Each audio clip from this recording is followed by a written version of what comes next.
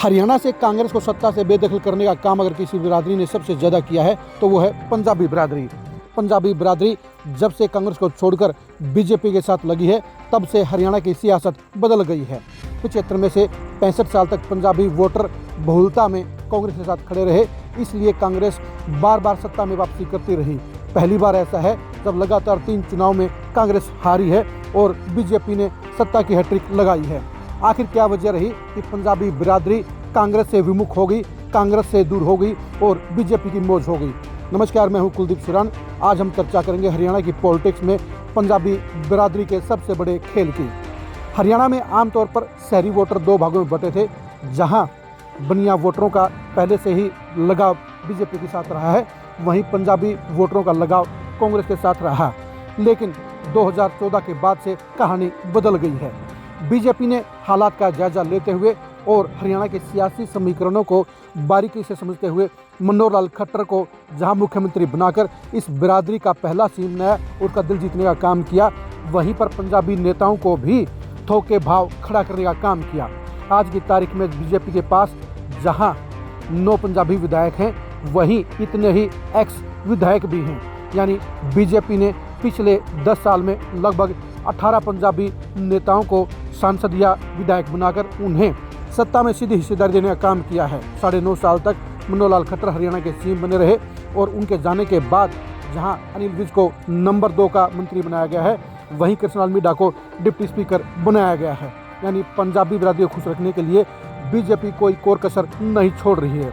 आज की तारीख में बीजेपी के पास 2 दर्जन बड़े पंजाबी नेता हैं, वहीं इस मामले में कांग्रेस की हालत बेहद खराब है। कांग्रेस के पास महज 3 ही पंजाबी विधायक हैं। इनमें अशोक अरोड़ा शामिल हैं, गोकुल सेतिया शामिल हैं और बीबी बत्रा शामिल हैं। इनमें से अशोक अरोड़ा और गोकुल सेतिया कांग्रेस के नेता नहीं हैं, बल्कि वे बाहर से दूसरी पार्टी से आए हुए नेता हैं। और गोकुल सेतिया तो आज भी कांग्रेस के साथ टच नहीं है। वो नायब सैनी की प्रशंसा करके बार बार ये शो करते हैं कि वो कांग्रेस के नहीं बल्कि अपनी मर्जी के नेता हैं, अपनी मर्जी के विधायक हैं।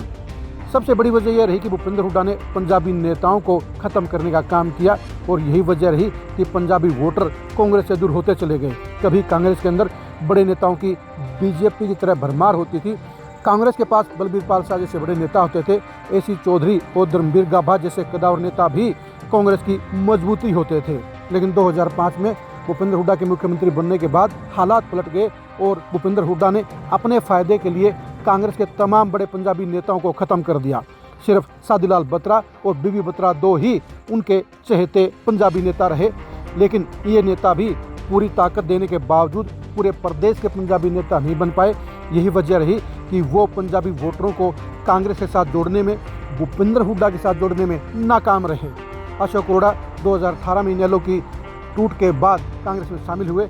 आज वो भूपेंद्र हुड्डा के साथ में खड़े हैं, लेकिन उनके पास भी इतनी पावर नहीं है कि पंजाबी वोटरों को वो बीजेपी से तोड़ सकें और कांग्रेस के साथ में जोड़ सकें। यानी बीजेपी ने पहले से भांप लिया था कि अगर बनिया वोटरों के साथ साथ पंजाबी वोटर भी बीजेपी के साथ में आ गए तो उसकी मौज हो जाएगी, और यही उसने करने का काम किया।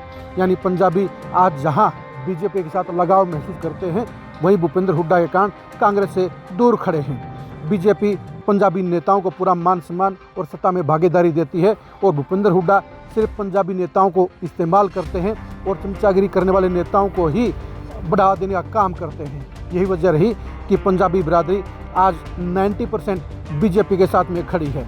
अगर 3 पंजाबी विधायक भी कांग्रेस के बने हैं तो उसकी वजह भी ये है कि रोहतक में जहां मनीष ग्रोवर के खिलाफ आधे पंजाबी वोटर निजी वजह से खिलाफ हो गए थे, वहीं पर अशोक अरोड़ा के सामने भी वो सुभाष सुधा थे जिनके खिलाफ ज़्यादा नेगेटिविटी फैली हुई थी, लेकिन वो भी थोड़े मार्जिन से चुनाव हारे। गोकुल सेतिया भी इसलिए चुनाव जीते क्योंकि वहाँ पर कांग्रेसी सरकार का माहौल था और गोपाल कांडा के खिलाफ भी बड़ी नेगेटिविटी थी। यानी पंजाबी वोटरों ने कांग्रेस को इन तीनों सीटों पर खुश होकर वोट नहीं दिए, बल्कि मजबूरी में कांग्रेस के 3 विधायक बने। जबकि बाकी सीटों के ऊपर जो बीजेपी के 9 विधायक हैं वो बड़े मज़े से लगातार बन रहे हैं। चाहे यमुनानगर हो, चाहे वो पानीपत सिटी हो, वहाँ पर 3-3 बार पंजाबी विधायक बन चुके हैं और बीजेपी को लगातार सपोर्ट कर रहे हैं। इसी तरह फरीदाबाद और गुड़गांव जैसे बड़े शहरों में भी पंजाबी वोटर बीजेपी के साथ खड़े हैं। यानी बीजेपी ने पंजाबी वोटरों को अपने साथ पक्के तौर पर लामबंद कर लिया है। वहीं पर भूपेंद्र हुड्डा सिर्फ अपने बेटे की पॉलिटिक्स में उलझे हुए हैं। बेटे को मुख्यमंत्री बनाने के लिए उन्होंने ऐसे नेताओं को तैयार किया है जो उनकी जी हुजूरी करते हैं और कांग्रेस के बजाय उनकी हिमायत करते हैं, उनके पाले में खड़े होते हैं। यही वजह है कि आज की तारीख में कांग्रेस के पास बड़े पंजाबी चेहरे नहीं हैं और यही वजह है कि लगातार 3 चुनाव में कांग्रेस सत्ता की लड़ाई हार गई है। अगर 2009 के चुनाव को भी गिने तो कांग्रेस के लिए 4 चुनाव से बहुमत हासिल नहीं हुआ है। तो इसकी सबसे बड़ी वजह पंजाबी बिरादरी है। अब देखने की बात ये रहेगी कि कांग्रेस हाईकमान पंजाबी बिरादरी को अपने साथ वापस जोड़ने के लिए क्या कोई बड़ा फैसला लेता है या इसी तरह भूपेंद्र हुड्डा के प्रभाव में वो कांग्रेस की दुर्गति के लिए उसके बेहाली पर छोड़ देगा। आप हरियाणा में पंजाबी बिरादरी के इस पाड़ा बदलने के पीछे क्या सबसे बड़ी वजह मानते हैं, कमेंट करके जरूर बताइए।